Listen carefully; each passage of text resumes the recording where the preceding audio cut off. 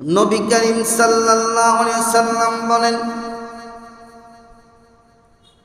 একজন মুমিন বান্দা তার জন্য পৃথিবীটা জেলখানার মতো, দোজখের মতো, আর একজন বেঈমানের জন্য এই দুনিয়াটা হলো বেহেশত খানার মতো।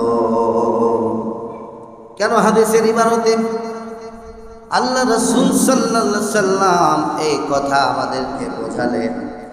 তার উদ্দেশ্য হতেছে একজন মুমিন বান্দা নিজের ইচ্ছা মতো যা মন চায় তা কখনো করতে পারে না। কি জন্য করতে পারে না? তাকে কিসে বাধা দেয়? বাধা দেয় হলো তার কোরআন, বাধা দেয় হলো তার শরিয়াত, বাধা দেয় হলো তার ঈমান। কথা বলেন ঠিক কিনা? এজন্য একজন মুমিন বান্দা মনে যা চাবে তাই করবে না। একজন মুমিন বান্দা ইচ্ছা স্বাধীন চলবে না। এই অধিকার আল্লাহ রাব্বুল আলামিন দুনিয়াতে তাকে দেন নাই।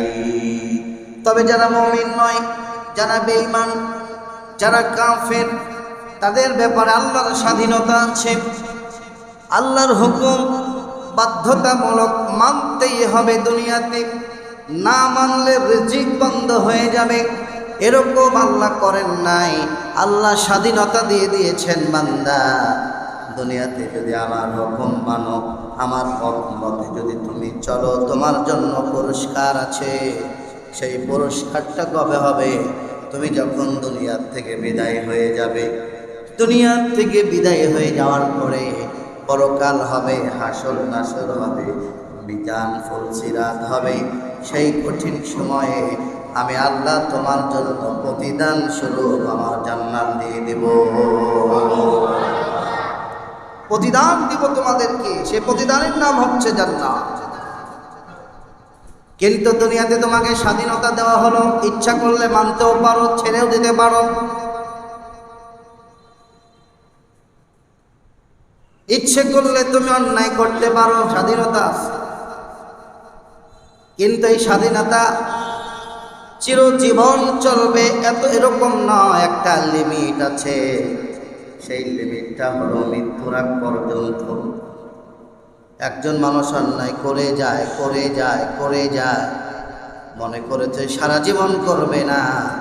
একটা লিমিটে গিয়া অবশ্যই তাকে থেমে যেতে হয়, থেমে যেতেই হবে একটা জায়গায় গিয়ে।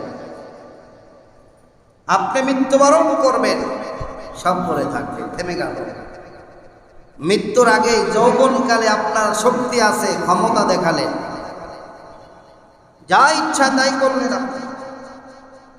যখন আপনার যৌবনটা আস্তে আস্তে ভাটা পড়বে, যৌবনে ভাটা বোঝেন না, আস্তে আস্তে যখন দাড়ি মোছগুলো সব সাদা হয়ে যাবে, চুলগুলো সাদা হয়ে গেল।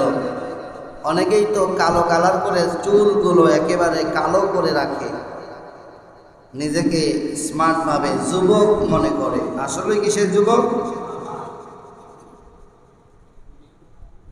যখন আপনি এই বয়সে উপনীত হয়ে যাবে, তখন আপনার সব কিছু থাকবে, কিন্তু আপনার সেই শক্তিটা থাকবে না। যৌবনকালে একজনকে ঘুষি মেরেছিলেন, কিছুই মনে করেন নাই। যখন দাড়ি চুল সাদা হয়ে গেছে, এই ঘুষিটা মারার আগে 10 বার ভাবতে হবে আপনাকে। আমি যদি একটা ঘুষি দিই, উল্টা তো আমার দিকে 20টা ঘুষি আসবে, ঠিক কিনা বলেন?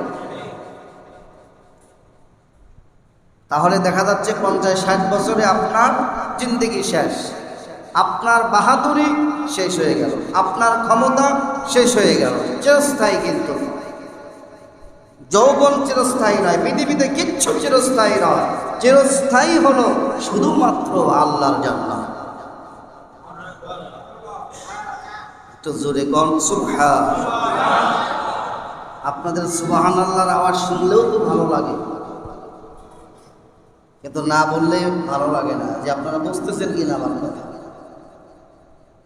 বোঝা যায়, কথা বোঝা যাচ্ছে? আমার মুসলমান ভাইয়েরা, তাহলে স্বাধীনতা আপনার, ইচ্ছা করলে নামাজ ছেড়ে দেন, অসুবিধা নাই। ইচ্ছা করলে আল্লাহর হুকুমগুলো আপনি মানেন, পুরস্কার পাবেন। ছেড়ে দিল আপনার ক্ষতি আছে, জাহান্নামে যেতে হবে। কিন্তু এই ছেড়ে দেওয়া, এই স্বাধীনতা ওই পর্যন্ত যখন আজরাইল আপনার কাছে হাজির হবে। আজরাইল হাজির হলে সব শেষ হয়ে যাবে, স্বাধীনতা আর কিচ্ছু থাকবে না, আপনার ক্ষমতাই থাকবে না। হাদিসে আছে একজন মৃত মানুষ তার পরিবারের সমস্ত কথাগুলোই শুনতে পায়, শুধুমাত্র এই ক্ষমতাটা তার নাই, হাতটা লড়াতে পারে না, কথা বলতে পারে না, পা নড়াতে পারে না।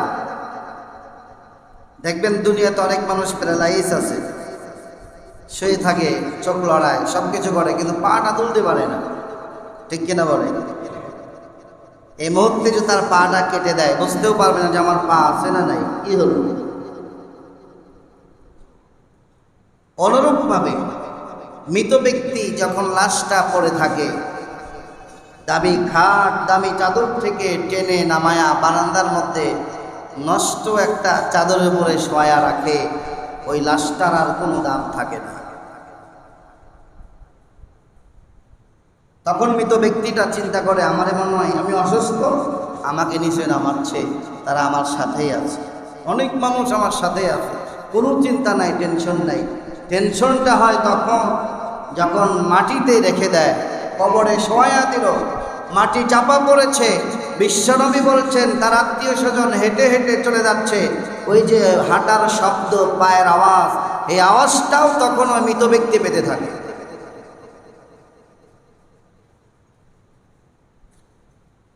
আরে কি জিন্দেগি, কত বড়াই করলাম, কত অন্যায় করলাম, ক্ষমতার পাওয়ার দেখালাম, সব ক্ষমতা শেষ, ঠিক কিনা বলে? পৃথিবীতে কিচ্ছু স্থায়ী নয়, কত রাজা বাদশা চলে গেল। এদেশের ইতিহাস তো আপনারা দেখলেনই 5 তারিখের পরে। এজন্য বাহাদুরি, শক্তি এগুলো স্থায়ী নয়, এটা করা উচিত নয়। আল্লাহ পাক আমাদের এই সমস্ত কাজ থেকে বিরত রাখুক, বলেন আমিন। তবে গতকালকে একজন নাটকের অভিনেতা সিদ্দিক নাকি যেন নাম, তারে দেখলাম যে জনগণ আচ্ছা তারে পিটাইছে, জামা টামা টেনে ছিঁচড়ে হেঁচড়া পুলিশের হাতে সোপর্দ করেছে। যারা জুলুম করেছিল এই জুলুমবাজদেরকে ধরে ধরে জনগণ পিটাচ্ছে। এরকম কিছুটা দরকার আছে, কিছুটা দরকার আছে, আবার অতিরিক্ত করাও খারাপ, ঠিক কিনা বলে? আপনাদের সামনে কথা বলবো সূরা নিসার 59 নম্বর আয়াত। আল্লাহ রাব্বুল আলামিন বলছেন, ইয়া আইয়ুহাল্লাযীনা আমানু আতিউল্লাহা ওয়া আতিউর রাসূলা ওয়া উলিল আমরি মিনকুম। বলি আল্লাহু আকবার। আল্লাহ পাক মুমিনদের ডাক দিয়ে বলছেন, ভালো করে শুনুন, হে ইমানদারগণ, আতিউল্লাহ, আল্লাহর আনুগত্য করো, ওয়া আতিউর রাসূল, রাসূলের আনুগত্য করো, ওয়া উলিল আমরি মিনকুম, তোমাদের মধ্যে যারা দায়িত্বশীল তাদের আনুগত্য করো। ধরে বলি সুবহানাল্লাহ। এখন প্রশ্ন হলো, আল্লাহ কাদেরকে ডাক দিয়েছেন? এই আয়াতের শুরুতে আল্লাহ কাদেরকে ডাক দিলেন? ইয়া আইয়ুহাল্লাযীনা আমানু, যারা ঈমান এনেছ। এখন দিলকে প্রশ্ন করেন, আপনি ঈমানদার কিনা? ঈমানদার হলে আয়াতটা আপনার জন্য আল্লাহ আজ থেকে 1400 বছর আগে, 1450 বছর আগে আল্লাহ পাক এই কোরআনুল কারীমের আয়াতটা নাজিল করেছে কোনো একটা প্রেক্ষাপটে। এই আয়াতটা ওই প্রেক্ষাপটেই শেষ হয়ে গিয়েছে এরকম নয়, কিয়ামত পর্যন্ত এই আয়াতের ধারাবাহিকতা চলতেই থাকবে, এর হুকুমটা চলতেই থাকবে। বলি সুবহানাল্লাহ। এই আয়াতের যে হুকুম আছে এটা কিয়ামত পর্যন্ত চলবে, সেই সময় শেষ হয়ে গেছে এরকম নয়। আল্লাহ পাক বলছেন, হে ঈমানদার আমানু, যারা ঈমানে যে শোনো, কান খাড়া করো, আতিউল্লাহ, আল্লাহর আনুগত্য করো, ওয়া আতিউর রাসূল, রাসূলের আনুগত্য করো, ওয়া উলিল আমরি মিনকুম, তোমাদের মধ্যে দায়িত্বশীল যারা তাদের আনুগত্য করো। আমার প্রিয় মুসলমান ভাইরা, তাহলে সর্বপ্রথম আনুগত্য আসতেছে কার আনুগত্য? জোরে বলেন। আনুগত্যটা মানে কি? এই আনুগত্যের অর্থটা কি? আনুগত্যের অর্থ হচ্ছে পূর্ণ বিশ্বাস, পূর্ণ বিশ্বাসের সাথে আত্মসমর্পণ করা প্রিয় মুসলমান ভাইরা, এবং ভালোবেসে ভালোবাসা সহকারে মান্য করা। একজন আদেশ করলেন, আপনি তাকে ভালোবাসেন না, কিন্তু তার আদেশটা শুনতে হচ্ছে, মনে বেজার নিয়ে আছে না এরকম? আপনার অফিসের বস, তার সঙ্গে একটু রাগান্বিত আছে আপনার, এরকম তো হয়। চাকরি ক্ষেত্রে এরকম ঝামেলা হয় কি না? আপনাকে আদেশ করতেছে, আপনার মনে সহ্য হয় না যে খালি আমাকে আদেশ করে, এরপরেও আপনি বাধ্য তার আদেশ শোনার জন্য, ঠিক কিনা বলেন? আবার মুসলমান ভাইরা, আল্লাহ পাক বলছেন আতিউল্লাহ, আল্লাহর আনুগত্য করো। আল্লাহর আনুগত্যের সর্বপ্রথম যে আনুগত্য, সেটা হলো নামাজ, রোজা, হজ, যাকাত, ইসলামী আন্দোলন, আল্লাহর কোরআনের বিধান, প্রত্যেকটা আইন মেনে নেওয়ার নাম হচ্ছে আল্লাহর আনুগত্য করা। আমরা মানি নামাজ, মানি রোজা, হজে মৌসুম আসছে হজে যাচ্ছে, যাকাত অনেক সময় মানি না, সঠিকভাবে বিচার করে দিই না যাকাত। ইসলামী আন্দোলন তো বুঝি না, ইসলামী আন্দোলন বললেই শুধু বানায় দেয় জামাতার শিবির, বলাই যায় না, অবস্থা খারাপ। কথা বলেন ঠিক কি? আলা লাহুল খালকু ওয়াল আনাম, সৃষ্টি যার, আইনও চলবে তার। সব আল্লাহর আনুগত্য করলেন, নামাজ, রোজা, হজ, যাকাত, জিকির, আজকার সব চলবে, খালি হুকুম মানার ব্যাপারে, আল্লাহর আইন মানার ব্যাপারে আল্লাহর আনুগত্য করা যাবে কি যাবে না? বলেন। এটাই তো আগে, আল্লাহর হুকুমের আনুগত্য করাই তো সর্বপ্রথম আনুগত্য, আর আমরা এটাই আগে ছেড়ে দিলাম। দ্বিতীয়বার দেশ স্বাধীন হলো, এখন পর্যন্ত সংবিধান চেঞ্জ হলো না। এরপরে ইসলাম বিরোধী, শরীয়ত বিরোধী কমিশন, যে নারী বিষয়ক একটি কমিশন গঠন হয়েছে, আপনারা দেখেছেন, একেবারে পূর্ণ ইসলাম বিরোধী। আমাদের ডক্টর ইউনূস সমর্থন, ঠিক আছে, এটা করা হবে। আগামীকালকে আলেমরা মিটিং ডেকেছে সোহরাওয়ার্দীতে, এর প্রতিবাদে। মনে রাখবেন, এই বাংলাদেশে ইসলাম বিরোধী কোনো কাজ হবে, ওলামায়ে কেরাম বসে থাকবে, তা হবে না। অনেকেই আবার আমাদেরকে বলে আমরা নাকি পলিটিক্স করি। আচ্ছা, আপনারা বলেন, এই মসজিদের এই মেম্বারে বসে যদি ইমাম সাহেব বাস্তব সমাজের চিত্রগুলো তুলে না ধরে, কে তুলে ধরবে? বিশ্বনবীর জামানায় মসজিদ ছিল যুদ্ধের যত সরঞ্জাম ছিল সব ছিল যুদ্ধের ময়দান। মেহরাবের মধ্যে থাকতো তরবারি, থাকতো ঢাল, থাকতো তীর ধনুক, থাকতো মসজিদের ভিতরে। আর আমরা যদি এখান থেকে বাস্তব কিছু কথা যদি না বলি, তাহলে আপনারা বুঝবেন কেমনে? ইসলাম নারীদেরকে অধিকার দিয়েছে, আর আমরা সেই অধিকারকে নামায় একেবারে নষ্ট করে ফেলতেছি।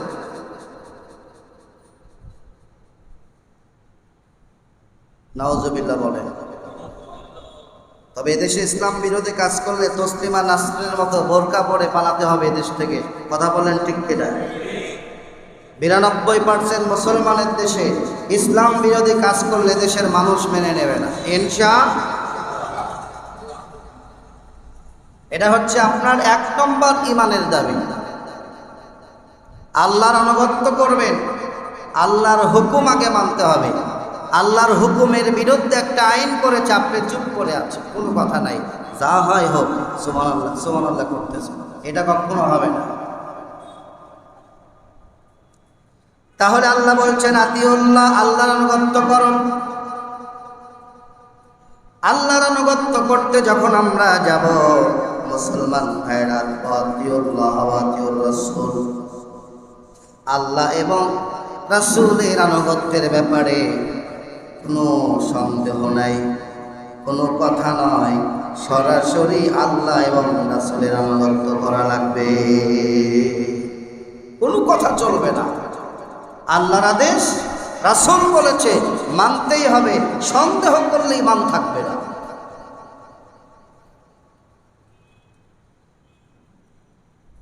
বিশ্বনবী মুহাম্মদুর রাসূলুল্লাহ সাল্লাল্লাহু আলাইহি ওয়াসাল্লাম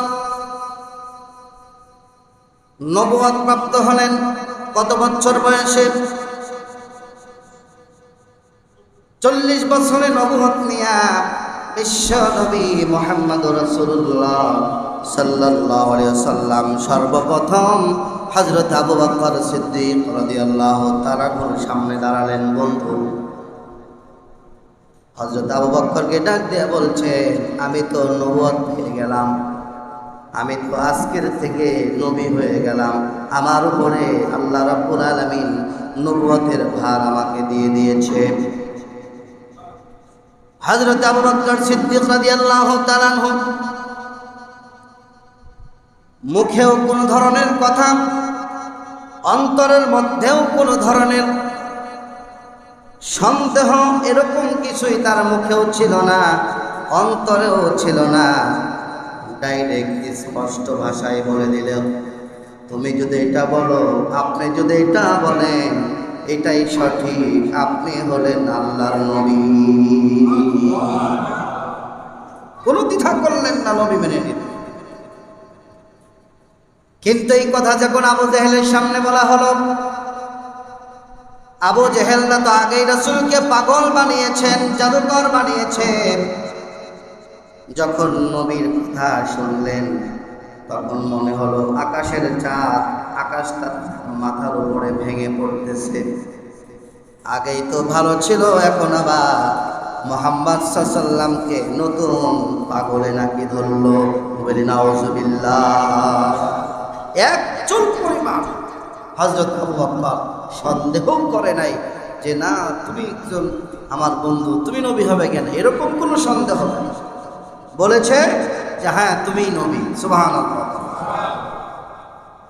আল্লাহ এবং রাসূলের আনুগত্যের ব্যাপারে কোনো সন্দেহ করা যাবে না। এরপরে যুদ্ধের ময়দানে হযরতে হুযায়ফা রাদিয়াল্লাহু তাআলা আনহু জিহাদের ময়দানে বাবার সঙ্গে যুদ্ধ হবে। বাবা হচ্ছে কাফেরের পক্ষে আর সাহাবী হচ্ছে রাসূলের পক্ষে, যুদ্ধ হবে। আনুগত্য কাকে বলে? হযরত সাহাবী রাসূলকে ডাক দিয়ে বলছেন, যাদের ময়দানে যদি আমার বাবার সামনাসামনি হয়ে যায় তাহলে আমি কি করব? আল্লাহ রাসূল সাল্লাল্লাহু আলাইহি ওয়াসাল্লামের স্পষ্ট বাণী, জিহাদের মুখে যদি তোমার বাবার সামনেও যদি তোমার দেখা হয়ে যায়, ওই মুহূর্তটা তোমার বাবার ছেলে ভাবা যাবে না, কারণ হক আর বাতিলের লড়াই চলছে। বলে সুবহানাল্লাহ। বাবার সামনেও দাঁড়িয়ে চিন্তা করতেছে হক এবং বাতিল আনুগত্য কি করে করতে হয়। হযরতে তালহা রাদিয়াল্লাহু তাআলা আনহুর আনুগত্য কেমন ছিল?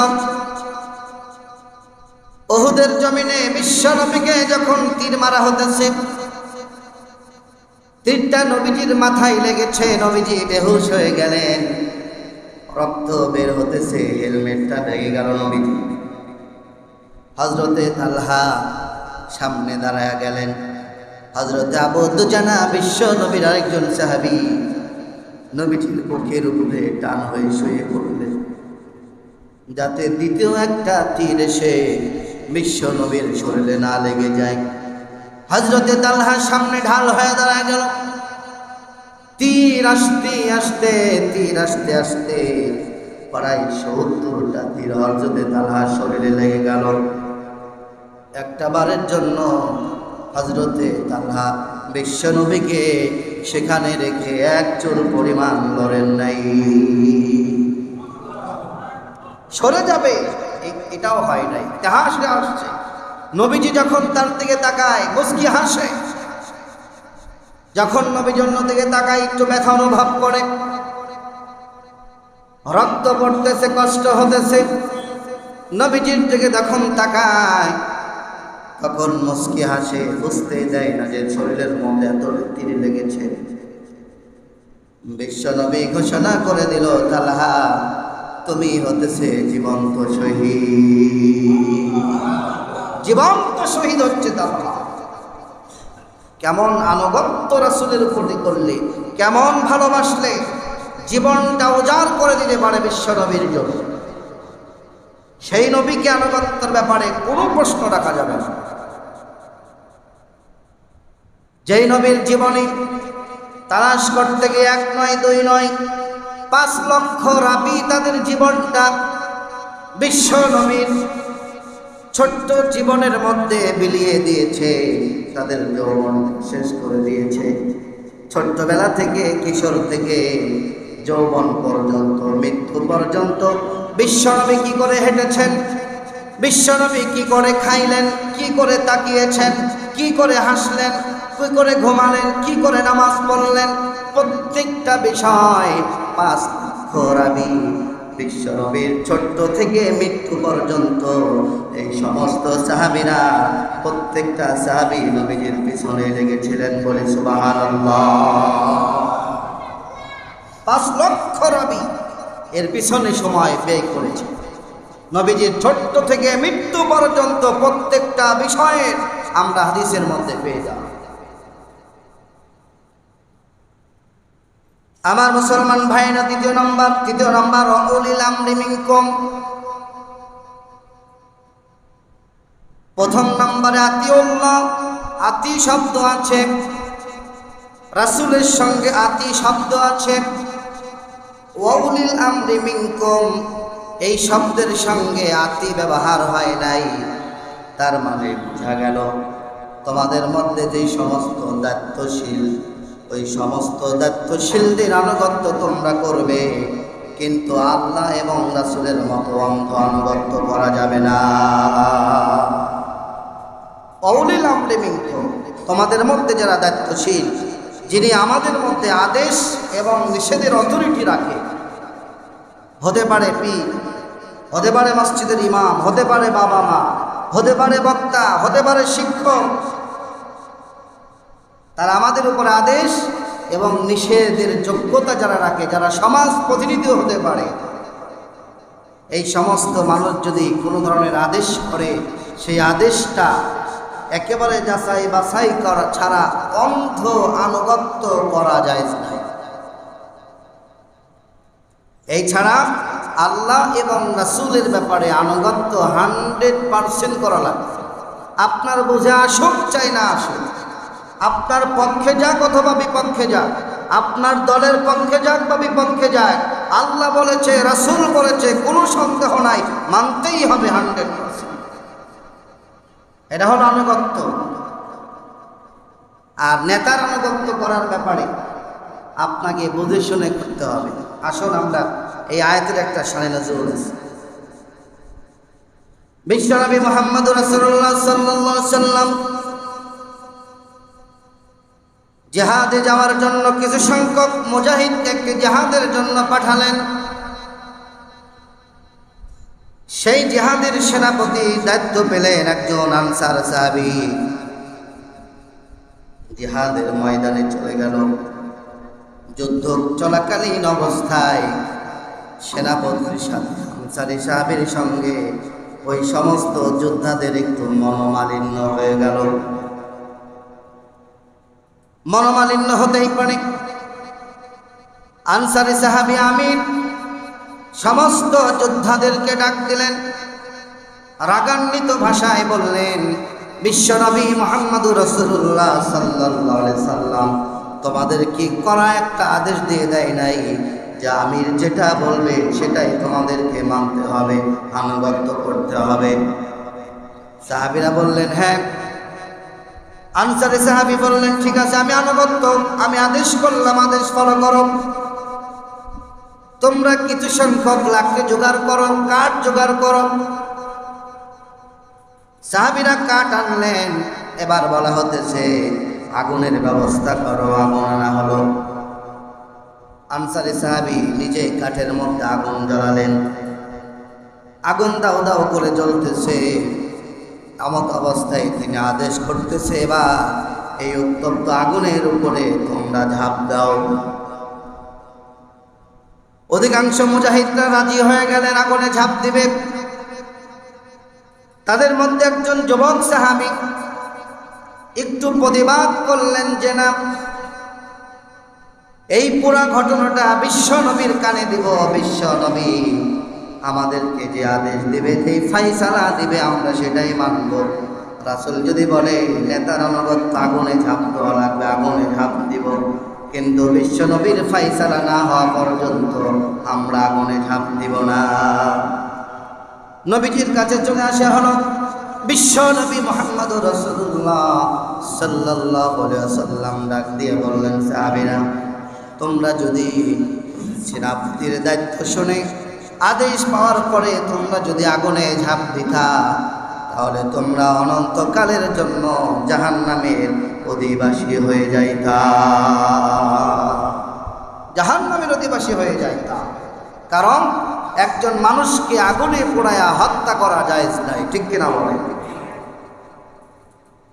এটা আল্লাহও চান না। আর নেতা আদেশ করেছেন, নেতা যে কোনো আদেশ করবে, এই আদেশের ব্যাপারে আমরা তখনই মানব যখন এই আদেশটার মধ্যে আল্লাহ এবং রাসূলের আদেশ জড়িত থাকে। সুবহানাল্লাহ বলেন। কোন নেতাকে যদি আমরা মানতে চাই, ওই নেতা যদি শরীয়ত বিরোধী কোনো কাজের আদেশ করে, এটা মানা যাবে? এজন্যই আল্লাহ পাক এই আয়াতের মধ্যে ওয়াউলিল আমরি মিনকুম, আতিউ, এই শব্দটা ব্যবহার করেন। কিন্তু আমরা কি দেখতেছি, নেতা আদেশ করলে যাও বাড়িঘর ভাঙো, আমরা ভেঙে দিই। আছে না এরকম? দোকান লট করো, আমরা তাই করি। নেতা যা বলে তাই আমরা করি।